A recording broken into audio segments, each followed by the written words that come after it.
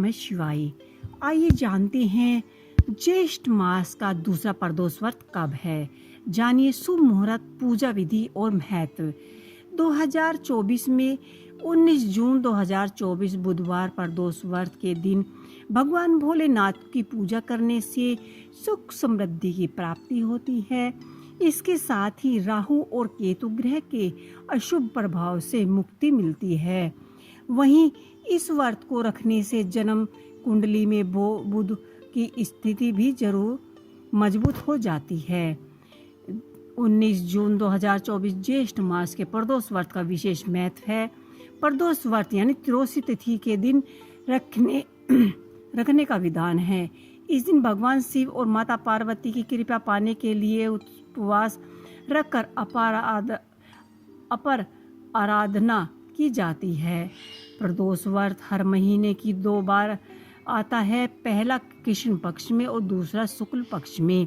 ज्येष्ठ मास पक्ष में और दूसरा शुक्ल पक्ष में। ज्येष्ठ मास का दूसरा प्रदोष व्रत 19 जून 2024 को रखा जाएगा। आइए जानते हैं ज्येष्ठ मास के दूसरे प्रदोष के बारे में। प्रदोष व्रत की तिथि क्या होगी। ज्येष्ठ मास का दूसरा प्रदोष व्रत शुक्ल पक्ष की त्रयोदशी तिथि को रखा जाएगा। त्रयोदशी तिथि की शुरुआत 19 जून को सुबह 7:29 पर शुरू होने जा रही है। वहीं इसका समापन 20 जून को सुबह 7:49 पर होगा।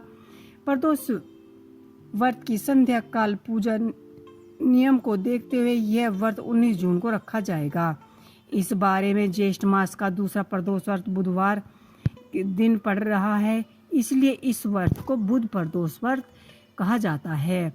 19 जून 2024 को शाम 7:22 से लेकर रात 9:22 तक रहेगा। आइए जानते हैं पूजा व्रत विधि। पूजा प्रदोष व्रत में के दिन भगवान शिव और माता गौरी की पूजा होती है। इस दिन व्रत रखने से साधक को सुबह जल्दी उठकर स्नान करना चाहिए। उसके बाद स्वच्छ कपड़े पहनकर घर में के मंदिर की साफ सफाई करें। फिर घी का दीपक प्रज्वलित करके शिवलिंग पर दूध, दही, घी, गंगा जल आदि चीजों से अभिषेक करें। इसके पश्चात भोलेनाथ को चंदन, बेलपत्र, मद्रा, पुष्प, भांग अर्पित करें। पूजा के अंत में 40 आरती भोग करें और पूजा संपन्न करें।